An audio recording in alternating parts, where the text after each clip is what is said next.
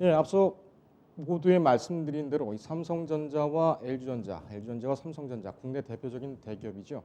전자 부문에서 특히 국제적인 강세를 보이고 있는 이 두 기업이 전현직 직원들을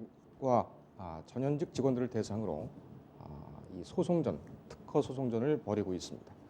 서울중앙지법에서만 접수가 돼서 진행되고 있는 건수는 총 33건에 달합니다. 다른 도시까지 합산한다면 훨씬 더 많은 그런 숫자겠지요. 오늘 이 사건을 취재하고 있는 법조팀 왕혜나 기자와 함께 자세하게 알아보겠습니다. 자, 왕 기자, 네. 서울중앙지법에서만 33건이면은 전체적인 전국 통계는 아직 나오지 않았습니까? 네, 전국적인 통계는 아직 나오지 않았지만 주로 서울중앙지법과 삼성전자가 있는 그 수원지법 그리고 LG전자가 소재 있는 창원지법에 주로 그 사건이 몰려 있을 것으로 예상됩니다. 예.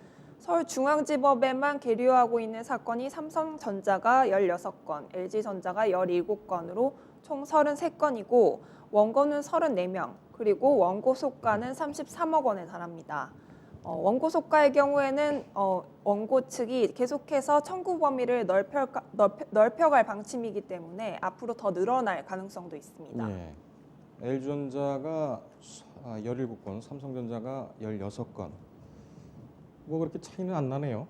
그러니까는 두 기업만으로 이걸 일반화시키기는 좀 무리가 있겠으나 이 정도 수준으로 해서 소송이 계속 진행되고 있다면 다른 대기업들도 비슷한 수준이지 않을까 이렇게 또 추정이 됩니다. 33억 원 그러면 33건에 33억 원이면 일단은 1억을 청구를 한 걸로 봐야 되겠죠.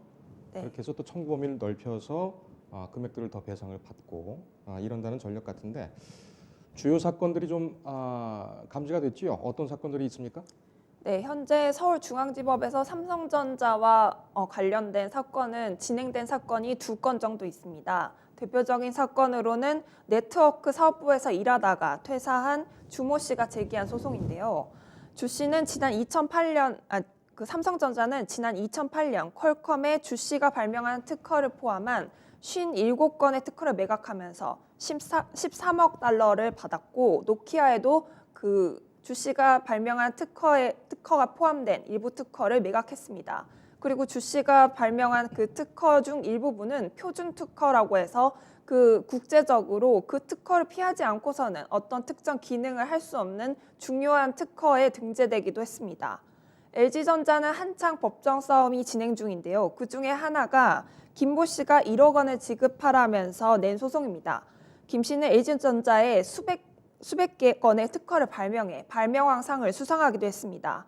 대표적인 특허가 VR 관련해서 시각과 청각 정보를 효율적으로 제어하는 기술, 그리고 엔스크린이라고 해서 각 기기 간에 끊김없는 콘텐츠를 즐기면서 댓글을 다는 등 양방향 소통이 가능하게 하는 그런 기술입니다. 이 2건 다 마이크로소프트에 매각이 된 것으로 원고 측은 파악하고 있습니다. 예. 두 사건의 공통점을 보면은 일단 전직 직원들이 청구를 했다는 점, 그리고 회사에 있었을 때 발명을 했다는 점, 그리고 이 회사에 있었을 때 발명한 그 특허를 각 기업들이 모두 외부에 팔았다는 점, 뭐 이 정도로 정리가 될 수가 있겠네요. 일단은 이 두 사람 다 전직인데 회사로 옮긴 겁니까? 아니면은 회사하고 분쟁이 있어서 퇴사를 한 겁니까? 회사와 분쟁으로 퇴직을 한 것으로 보이진 않고요. 예. 중간에 어떤 개인적인 신상이나 아니면 직무적인 계획에 따라서 이직을 하거나 아니면 퇴사를 한 것으로 보입니다. 예. 하지만 아무래도 직원들 입장에서는 현직 직장에 계속해서 소속돼 있는 상태에서 회사에 대한 소송을 걸기는 쉽지 않기 때문에 보통 퇴사한 이후에 이 같은 소송이 많이 일어나는 것으로 파악되고 있습니다. 예. 외국에 지금 일본 편집특허에도 포함이 돼 있고 외국으로 하게 되면 이건 지적재산권의 어떤 그 해외 진출 이런 면도 있는데 지금 기업에서는 왜 이랬을까요? 그러니까 본인들이 고용하고 있는 직원들이기 때문에 그리고 또 직원들이 직무 발명을 하면서 거기에 대한 뭐 자원이라든지 재원이라든지 시간이라든지 장소 이런 것을 회사들이 제공을 했기 때문에 이것은 뭐 회사의 기속이 된다 이렇게 지금 판단을 하고 있는 건가요? 기업들 입장은 어떻습니까?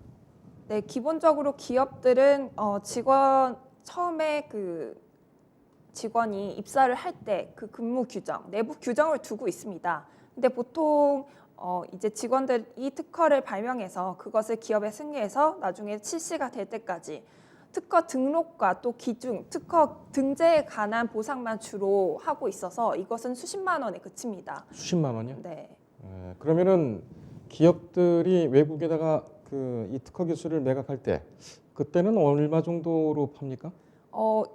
구체적으로 지금 다투고 있는 부분, 그러니까 삼성전자에서 주모 씨가 관련 특허를 퀄컴에 팔았을 때는 13억 달러로 약간 조 단위가 넘어가는 금액으로 13억 달러. 네, 보고 그렇군요. 있습니다. 그런데 얼마 받았다고요? 이 경우에는 거의 받지 못한 경우로 볼 수 있는데요. 네. 이것도 특허를 등록하거나 또 특허를 또 기재한 경우, 출원한 경우에 따른 보상금만 받았지 예. 실제로 그 이후에 어떤 매출액이 기여한 부분에 대해서는 보상을 받지 못한 것으로 보고 있습니다. 그 기업의 입장을 보면은요, 기업 주 입장은 일단은 그 특허가 별로 가치가 없어서 양도를 하거나 제품에 사용됐을 때도 기업이 받은 이익은 그리 많지 않다는 주장입니다. 특허를 통해서 이제 나중에 판례를 보면은 그 받은 이익에 대해서 보상금이 책정이 되는데 이 가운데서 특허가 하나만 들어가는 게 아니고 제품에도 수백 가지의 특허가 들어가고 또 양도를 할 때도 수십 가지의 특허를 한꺼번에 팔기 때문에 그 중에서 특정 직원이 기여한 부분은 아주 미미하다고 보고 있습니다. 또 이 부분에 대해서 원고가 어려움을 겪는 부분이 있는데요. 회사가 그 받은 어떤 이익에 대해서는 발명자가 입증 책임을 지도록 하고 있습니다. 그래서 양도 계약서나 크로스 라이선스 계약서를 봐야지만 그 부분이 특정될 수 있는데 기업에서는 법정에서 이 부분이 영업 비밀에 해당한다면서 공개하지 않는 경우가 많아서 원고가 그 입증에 어려움을 겪고 있습니다.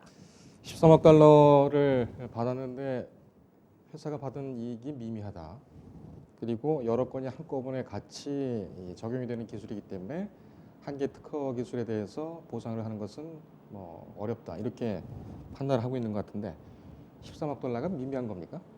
13억 달러가 미미하진 않은데 기업의 입장에서 보면 23억 달러에서 그 특정 한 명이 기여를 한 부분은 아주 적다, 거의 없다시피 하다라고 주장하는 것이죠. 그럼 그 특허 기술을 빼면은 완전체가 돼서 정상적인 서비스 내지는 제품이 가능한 겁니까? 그렇게는 얘기들은 안 하던가요? 아직 변론이 진행 더 돼봐야지 그런 부분이 있는데 그 원고 측에서 일부에는 이 특허가 가치 있는 특허라는 점을 증명하기 위해서 삼성전자가 외부 글로벌 기업에 이 특허를 팔았고 그 글로벌 기업이 2차적으로 특허 출연을 진행하고 있는 부분이 있어서 그 부분이 특허가 가치가 있다는 점을 입증하기 위해 노력하고 있는 부분입니다. 예. 직접 가서 한번 법정을 봤으면 좋겠네요. 그 기업 측에서는 어떻게 이 반론을 하고 반박을 하고 있는 건지. 이 전자제품이라든지 특히 모든 제품이 그러겠습니다만 신기술이고 새 제품이라면 여러 가지 특허 기술이 한꺼번에 같이 조합돼서 들어갈 텐데 거기서 하나만 빠져도 제 기능을 그 제품이 하지는 못하지 않습니까? 그런데 그것을 미미하다 이렇게 반박을 하는 것은 언뜻 이해가 되지는 않네요. 이 직무 발명 보상 청구 이게 언제부터 시작이 된 겁니까? 네, 직무 발명 보상 청구 소송이 2004년부터 본격적으로 시작된 것으로 보고 있습니다. 당시 삼성전자 직원인 최모 씨가 애니콜 휴대전화에서 천지인 자판이 자신에게 특허 권리가 있다면서 삼성전자를 상대로 260억 원에 달하는 소송을 제기했습니다. 예. 당시 최 씨는 보상금으로 21만 원 정도밖에 받지 못한 것으로 전해졌는데요. 최 씨는 1심에서 사실 법원으로부터 패소 판정을 받았습니다. 하지만 항소에서 2심을 진행하는 도중에 삼성전자와 극적으로 화해해서 금액은 정확하게 알려지지 않았지만 수억 대의 보상금을 받은 것으로 알려지고 있습니다. 예. 그 삼성전자가 이렇게 태도가 좀 변한 것은 그 바로 전해 이 직원의 직무 발명 보상 그 특허에 대한 보상을 인정하는 첫 판례가 나왔기 때문인데요. 2003년 7월에 제약회사 전직연구원이 회사를 상대로 낸 직무 발명 보상 청구 소송에서 약 3억 원을 지급하라고 법원이 판결을 내린 게 있습니다. 이래서 삼성전자가 앞으로 이 법원이 좀 직무 발명 보상에 대해서 적극적으로 인정해주는 방향으로 가겠구나라고 생각하면서 어떻게 태도를 변화시킨 것으로 보입니다. 2004년부터 본격적으로 시작이 됐다는 사실. 근데 지금 2020년입니다. 당시의 특허 소송들, 그러니까 직무 발명 보상 청구, 직원들이 그 회사를 상대로 해서 냈던 소송들이 굉장히 많았죠. 특히 이제 LG전자나 삼성전자가 많은 상황이었고. 근데 이제 이때 이 직원들의 직무 발명 보상 청구 이것보다는 이 특허, 지재권에 대한 문제에서 그러니까 중소기업이나 벤처기업들이 만든 특허 기술들을 대기업들이 이 채택을 한 다음에 계약을 맺어서 일부 사용권을 설정을 하고 이런 과정에서 아예 그냥 소유권을 가져버리는 그런 경우도 상당히 좀 많았습니다. 그래서 사회적으로 문제가 많이 됐었고 시청자 여러분께서들도 뭐 기억하고 계시는 그런 기업들도 있을 겁니다. 무인 경비 시스템이라든지 이런 부분 같은 경우에는 2004년 초에 굉장히 스타트업 회사라든지 아니면은 벤처기업들 회사, 중소기업들 회사들이 상당히 많이 개발을 했었죠. 당시에 그 대기업들의 이런 무분별한 황소개구리식 특허 지재권 삼키기가 우리 중소기업들의 특허 기술 영역을 줄였다 이런 비판도 지금까지 계속이 되고 있습니다. 법원 판결 경향을 한번 볼까요? 법원들은 지금 어떻게 이들 사건을 판단하고 있습니까? 네, 우리나라에서는 발명진흥법 제15조에 따라서 그 법원 판결이 내려지고 있는데요. 여기를 보면 종업원은 특허권을 계약이나 근무 규정에 따라 사용자 등에게 승계하거나 실시권을 설정한 경우에는 정당한 보상을 받을 권리를 가진다는 조항이 있습니다. 또 대법원 판례들을 보면은 이 보상액에 관해서는 회사가 직무 발명에 관한 실시료를 또 지급받는 경우, 또 특허를 양도하고 대금을 지급받은 경우, 특허가 들어간 제품을 판매함으로써 얻는 이익, 해당 특허권으로 경제회사의 직무 발명 실시를 막음으로써 매출이 발생한 경우를 모두 보상액에 산정해 넣도록 하고 있습니다. 그러면 법원은 사용자가 특허로 얻은 매출액에 발명자 기여율, 발명자의 공헌도 등을 따져서 결국 그 보상액을 산정하게 됩니다. 예.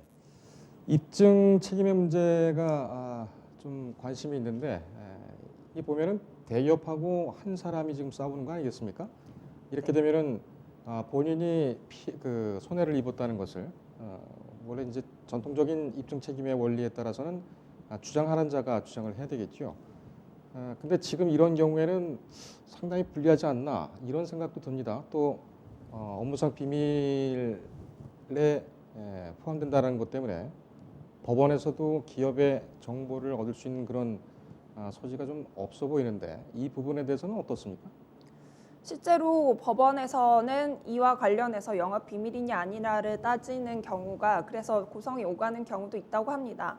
또 판사 그 관련 소송을 맡는 판사의 경우에도 이게 기업의 영업 비밀을 침해할지에 대해서 계속해서 고민을 하고 있다고 하는데요. 예. 이번 소송들 가운데서도 그 판결을 맡는 판사들이 어디까지를 제출을 요구해야 될지 또 어디까지를 요구하면 안 될지에 대해서 계속해서 검토하고 고민 중이라고 말하고 있습니다. 예. 그런데 아무래도 이제 10년치를 보통 특허 보상을 받는 경우에 이 10년치의 자료가 다 없을 수 있습니다. 그래서 관련 판례를 보면은 한 5년치만 있는 경우에는 나머지 5년치를 이 5년치를 근거로 나머지를 산정한다던가 하는 형식으로 법원이 매출액 등을 산정하고 있는 것을 볼 수 있습니다. 그렇군요. 그럼 이 정보 공개 그러니까 업무상 비밀에 포함되느냐 마느냐 정보 공개를 그 부분만 집중해서 다툴 수 있는 방법은 아직 고안이 되지 않은 모양이죠. 네, 아무래도 이게 기업 간의 거래고 또 글로벌 기업 간의 거래다 보니까 만약에 퀄컴에는 같은 특허를 이 정도의 금액으로 양도를 하거나 매각했는데 또 다른 기업들에게는 비슷한 그 조건에서 다른 더 많은 돈을 받고 거래가 되었다면 이거는 상대방의 어떤 반발을 불러올 수 있는 계기가 돼 있어서 아무래도 계약 관계에 좀 어려움을 겪을 수가 있습니다. 예. 그 직원들에 대한 보상 얘기를 좀 해볼 텐데 대법원 판례를 보면은 여기에는 이제 회사가 직무 발명에 관한 실시료, 특허를 양도하고 대금을 지급받은 경우에는 특허가 들어간 제품을 판매함으로써 얻는 이익, 또 해당 특허원의 경쟁 회사의 직무 발명은 실시를 막으면서 그러니까 선사용 기술로 해가지고 특허 기술을 하게 되면 중첩되는 모든 상품에 대한 그 기술들은 다 거기에 제한이 되게 되는 거죠. 네. 그러니까 복제를 하거나 카피를 하게 되면 침해가 되기 때문에 법 위반으로서 이제 제재를 받는데 법원은 사용자가 특허로 얻은 매출액, 발명자 기여율, 발명자 공헌도 이런 거를 따져서 보상을 하게 되는데 법원에서는 이것이 기준이 혹시 그 일률적으로 마련이 돼 있습니까? 일률적으로 마련돼 있진 않고요. 1심과 2심이 매출액을 그 특허로 인한 얻은 매출액을 다르게 보는 경우도 있고 재판부에 따라서 아주 뭐 자체의 어떤 기준을 마련하긴 했겠지만 그 보는 기준이 각각 다릅니다. 예. 좀 이상한 면이 있군요. 그 특허법원 그러니까는 아시아의 허브, 그 특허 소송의 허브를 만들기 위해서 특허법원, 대전엔 특허법원을 국가 전략적으로 이렇게 설치를 하고 육성을 하고 있는데 이런 보상액 산정 기준도 마련이 되어 있지 않다. 이 부분도 좀 깊게 생각해봐야 될 그런 문제인 것 같습니다. 다른 나라는 어떻습니까? 다른 나라의 경우에는 일단 우리나라가 직무 발명 보상에 대한 보상 범위와 액수와 뭐 이런 부분을 아주 세부적으로 법에 규정하고 있는데요. 이런 우리나라와 같은 법을 채택하는 나라가 독일이랑 일본도 있습니다. 예. 근데 방금 말씀하신 것처럼 어떤 기준이 일률화돼야 한다는 물론 그런 의견도 힘을 얻고 있지만 또 반대로 생각하면 모두 산업적 특성이 다르고 어떤 서비스직도 있고 또 이런 제조업도 있고 하기 때문에 법으로 일률적으로 정할 경우에 이 산업적 특성을 모두 반영할 수 없다는 문제점도 있습니다. 예. 그리고 이 부분에 대해서 법으로 다 정해놓으면 아주 일부만 정말 발명자 공헌이 아주 큰 사람만 보상을 받을 수가 있고 그 같이 팀을 이뤄서 발명을 한 사람에 대해서는 혜택이 돌아가지 않는 경우도 있다고 합니다. 예. 또 미국에 대해서는 사실 미국의 경우에 좀 선진적인 경우라고 보고 있는데요. 미국은 사실 보상에 대한 그런 법률 자체는 존재하지 않습니다. 대신 기업이 알아서 그 보상 체계와 보상 시스템을 마련하고 있는데 직원이 입사 때부터 그 회사와 하는 그 근무 규정에 모든 통상적인 임금과 그리고 발명을 했을 때 보상이 얼마 정도 돌아갈 것인지 또 기간에 따라서 얼마의 보상을 해줄 것인지에 대한 그 부분을 아주 세부적으로 명시해 놓고 있다고 합니다. 미국은 그런 면에서는 참 통이 큰 것 같아요, 깁들이. 뭐 대표적인 좀 예가 있습니까? 네, 미국 기업의 경우에는 특허를 많이 발명한 직원에 스톡 옵션을 주거나 또는 고위직 승진을 시켜주는 경우도 많은데요. 대표적인 경우에 애플의 디자인 특허를 막 5,000개 넘게 소유한 조나단 아이브가 30살의 젊은 나이에 부사장으로 발탁되기도 했습니다. 또 한국의 경우와는 달리 미국은 그 특허권자를 발명자의 이름으로 특허를 내야 되는데 이걸 회사명으로 변경할 경우에는 그 양도의 어떤 과정들을 투명하게 공개해야 하는 그런 부분도 있습니다. 그렇군요. 앞에서 소개한 LG전자, 삼성전자의 이 지금 특허 분쟁, 이거는 소송이 지금 진행 중입니까? 네, 모두 진행 중이고 아직 변론이 매우 초기 단계입니다. 예. 삼성은 2건 정도가 변론이 진행되고 있는 경우이고 LG전자는 3건 정도가 있습니다. 예. 지금 뭐 판결이 나온 예도 있지요. 비슷한 예가. 네, 최근 6개월 사이에는 서울중앙지법은 아니고 수원지법에서 특허 보상 소송 관련 그 판결이 나온 게 있습니다. 예. 삼성전자의 DVD 부서에서 근무한 한 직원이 삼성전자에 대해서 그 보상료를 지급해 달라면서 낸 소송이 있는데 거기에 대해서 총 18억을 그 법원이 삼성전자가 직원에게 지급해야 한다고 판결을 내렸고, 또 다른 판결의 경우에는 삼성 SDI가 리튬 이온 전지 발명자에게 또 10년을 전부 얘기해서 1억 4천만 원 정도를 지급하라고 선고한 사례가 있습니다. 예. 좀 다른 얘기입니다만 특허 분쟁이 이렇게 많아지고 국제적으로도 상당히 좀 문제가 되고 있는 특허 괴물이라는 회사들도 외국에 또 있지 않습니까? 그래서 우리나라의 법원의 전문성은 어느 정도 되는 것인가? 그것에 대한 논의도 상당히 좀 많죠. 서울중앙지법에도 특허 지적재산권법, 지적재산 사건을 하고 있는 전담재판부가 있고 지금 뭐 대부분은 특허 법원으로 가고 있습니다만 이 법원의 특허 사건에 대한 전문성은 어떤가 부분도 저희가 한번 또 살펴봐야 될 그런 부분인 것 같군요. 알겠습니다. 그러면은 이 주 씨와 그 다음에 또 한 분이 김 씨였죠. LG와 삼성전자 앞에 지금 말씀을 하셨던 소개를 했던 이 그 소송 선고는 언제쯤 나옵니까? 1심이죠. 네, 1심이고 아직 변론이 진행 초기 단계여서 언제라고 말씀드리기는 좀 어려울 것 같습니다. 하지만 계속해서 회사 측과 다투는 부분이 많기 때문에 짧게는 6개월, 뭐 길게는 1년이 넘어갈 가능성도 충분한 상황입니다. 알겠습니다. 특허 분쟁 얘기는 여기까지 듣고요. 잠시 쉬었다가 이 사법농단 사태 계속 무죄가 선고가 되고 있는데 이 부분에 대해서도 좀 시청자 여러분께 설명을 드리도록 하겠습니다.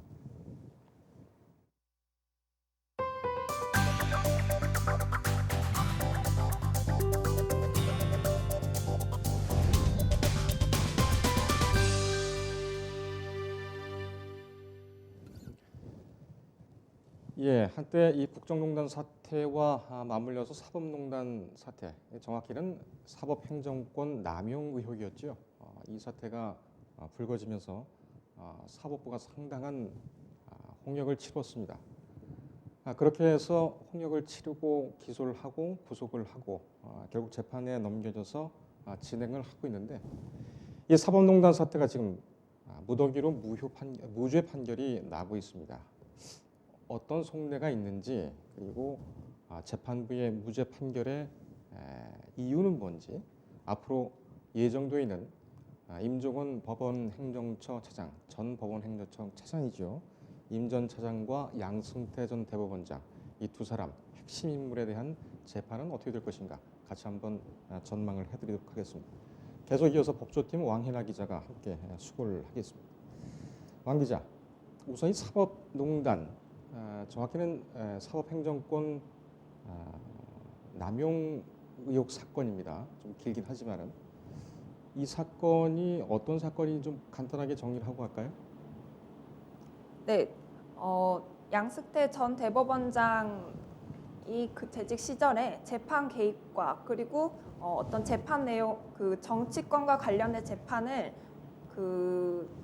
현직 판사들이 관련 내용을 외부로 유출시켰다던가 또는 수사 기록을 외부로 유출시키고 재판에 개입해서 그 판결에 어떤 영향을 주려고 시도했던 그 사건들을 사법행정권 남용 사건이라고 통칭해서 부르고 있습니다. 예.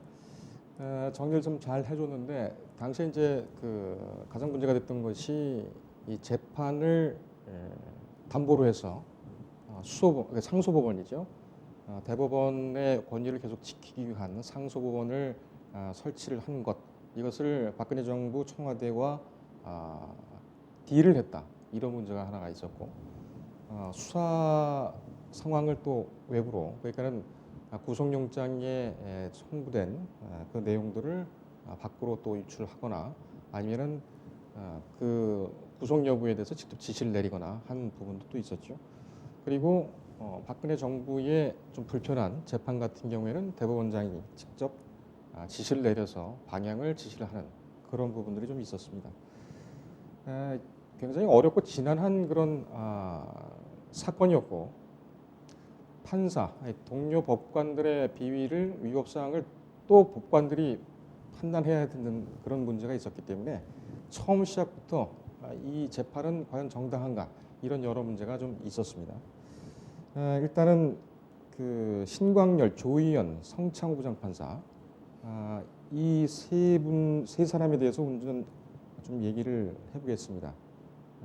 지난 2월 13일 날 나왔던 선고죠. 네. 그 전에는 이제 유해용 판사, 부장판사에 대한 부분이 있었는데 유해용 판사 같은 경우에는 그 내부에 있는 자료를 외부로 가지고 나갔다. 그러니까는 업무상 비밀을 밖으로 빼 나갔다라는 그런 것이 핵심 혐의였지 않았습니까? 네. 유해용 판사에 대해서는 간단하게 어떻게 선고가 됐는지 좀 정리를 할까요? 유형 판사에 대해서는 그 전체적으로 보면은 모두 무죄 판결이 난 경우인데요. 아까 말씀하신 것처럼 기존 자료를 어떤 의도를 가지고 가져 나간 것이 아니고 그 자신의 짐을 정리하다가 나간 것에 어떻게 섞여 있었다라는 네. 그런 판결이었고 또 이걸 이용해서 사건을 수임받으려고 했다는 혐의도 있었는데 변호사법 위반인데 이것도 의도가 없었고 변호사법을 위반하지도 않았다는 게 재판부의 주요한 판결이었습니다. 예, 또 밖으로 가져나간 그 업무의 그 자료의 내용이 업무상 비밀로 보호할 만한 그런 네. 내용은 아니었다. 이런 부분도 재판부가 설치를 한 것 같고요. 그렇다면 이 지금 3명 신광열, 조희연, 성창 부장판사 이 사람들의 혐의는 뭐였습니까? 이 부장판사들의 주요 혐의가 그 어떤 사법농단의 핵심 혐의가 되는 재판 개입이었습니다. 이 사람들은 수사 기록을 외부로 유출한 그런 혐의가 있었는데 예. 심판사의 지시로 인해서 영장 판사였던 조희연 성창호 판사가 그 영장 그 내용 그리고 수사 기록을 어떤 외부로 유출시켰고 이 부분에 재판에 있어서 영향을 미쳤다는 그런 혐의가 검찰 조사 결과 나왔습니다. 예, 그러니까는 신 부장판사, 신광열 부장판사 같은 경우에는 이제 서울중앙지법 형사수석 부장판사로 근무를 했죠. 당시에 있었던 일인데 서울중앙지법 형사수석 부장판사는 어떤 자리입니까?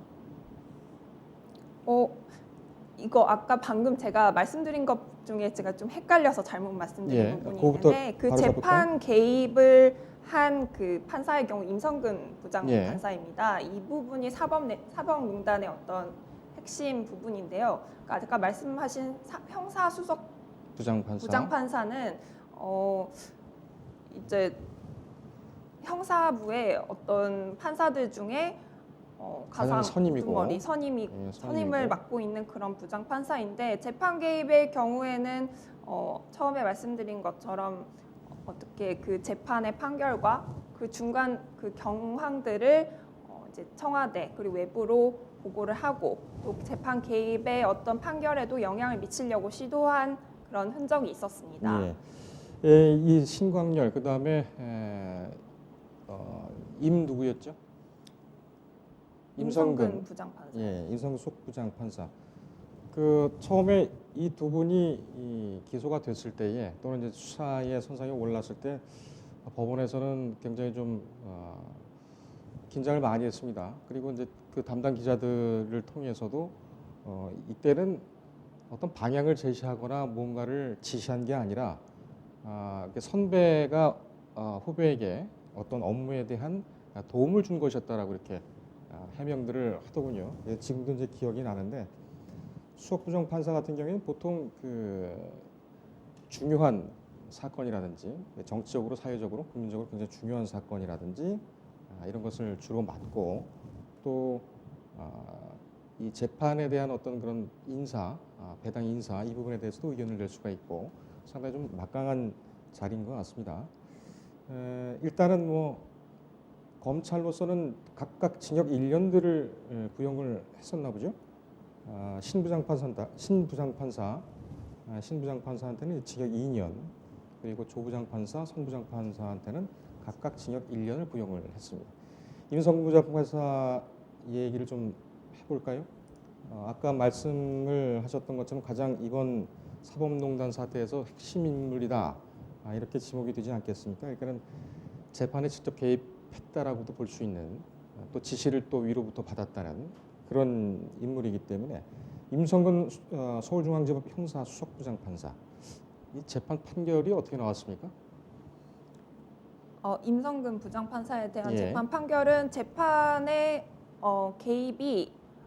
재판에 개입할 수 없는 그 직권 자체가 없었다고 봤습니다. 아, 이 재판에 개입한 행위 자체는 어떤 법관의 독립을 침해하는 것으로서 위헌적이지만 그 재판 개입을 할 수 있는 직권 자체가 없기 때문에 직권 남용죄에 해당하지는 않는다는 게 재판부의 어떤 판단이었습니다.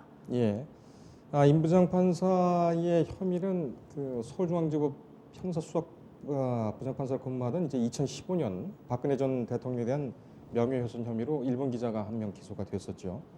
가토다스야 전 산케이신문 서울지국장이었는데 이 부분에 대해서 재판에 개입한 혐의를 받았습니다.